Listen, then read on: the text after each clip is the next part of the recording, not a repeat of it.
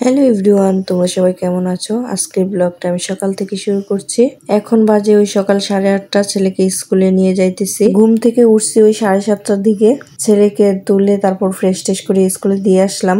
School থেকে আসার পথে একটা লাইট বয় সাবান নিয়ে আসছি, বাথরুমের সাবানটা শেষ হয়ে গেছে, তাই ভাবলাম একটা সাবান নিয়ে আসি। তো স্কুল থেকে এসে ঘরের বাসি কাজকর্ম শেষ করে নিলাম। ওইগুলোর ভিডিও আর নেওয়া হয় নাই।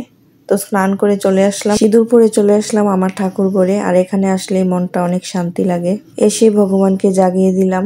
এখন ঠাকুর ঘরটা ভালো করে পরিষ্কার করে চলে যাব ছাদে। ছাদ থেকে ফুলও নিয়ে আসলাম, আর আজকে অনেকগুলো ফুল ফুটছে। ফুলগুলো দিয়ে ভগবানকে সুন্দর করে সাজিয়ে দিলাম।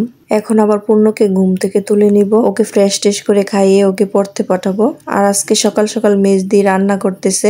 অনেক দিন যাবত সকালবেলা ভাত খাওয়া হয় না, তো ভাবতেছি আজকে ভাত খাবো। তো আমি ওইদিকে সেবা দিয়ে দিছি আর মেজদি দিকে রান্নাটা করে নিতেছে। আমরা এইভাবে দুইটা মিলেমিশে কাজ করে থাকি। যাই হোক, সকালে ভাতের সাথে খাওয়ার জন্য এখানে করলা ভাজি করছে, পটল ভাজি করছে আর আলু ভাজি করছে। এখন আমি ভাত বেড়ে নিয়ে দুইটা বসে পড়লাম খেতে। খাওয়া দাওয়া শেষ করে নিছি। এখন ছেলের স্কুলের টিফিন দিয়ে আসবো। আজকে টিফিনে ওকে পরোটা আর ডাল করে দিব। তো আমি প্রথমে এখানে রুটিগুলো বেলে নিছি। আর এই সকালবেলাটা আমার খুব চাপে যায়। ছেলেকে স্কুলে দিয়ে আসা, তারপর টিফিন দিয়ে আসা, আবার পূর্ণকে ঘুম থেকে তুলে নিতে হয়, ওকে আবার সকালবেলা দিয়ে আসি পড়তে। তো সকালবেলাটা আমার খুব তাড়াহুড়াই কাটে।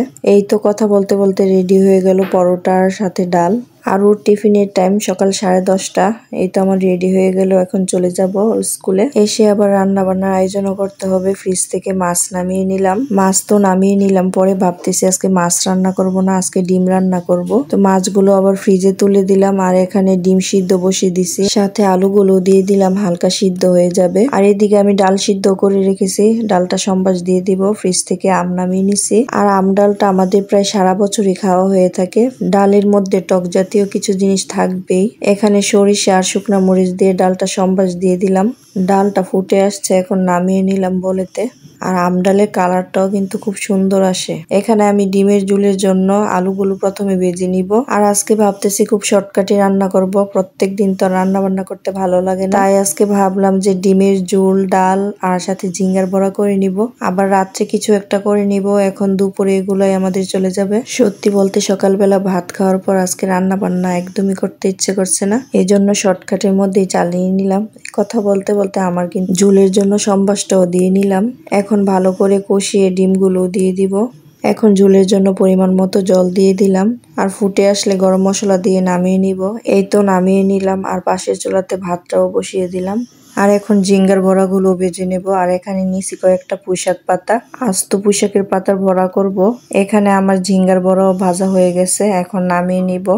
আর নামিয়ে পুঁইশাক পাতার বড়াগুলো ভেজে নিব। আর গরম ভাতের সাথে কিন্তু পুঁইশাক পাতার বড়া আর ঝিঙ্গার বড়া একদম জমে যাবে। আর পুঁইশাক পাতার বড়াটা আমি আজকে এভাবে ভেজে প্রথম খাবো, কারণ এভাবে ভেজে কখনো খাওয়া হয়নি। আর আজকে বাইরে কিন্তু প্রচুর বৃষ্টি, একদম দুপুর থেকে বৃষ্টি শুরু হয়েছে, একদম সারা রাত পর্যন্ত বৃষ্টি হয়েছে। আর এই ভিডিওটা ছিল সন্ধ্যার পরের ভিডিও। বাইরেও কিন্তু প্রচুর বৃষ্টি, আর আমি কাজ করতেছি। একটা ব্লাউজ এম করার ছিল, তো ওইটাই সেরে নিতেছি। আর আমার ভিডিওটা এই পর্যন্তই। সবাই ভালো থাকবেন, টাটা, বাই বাই।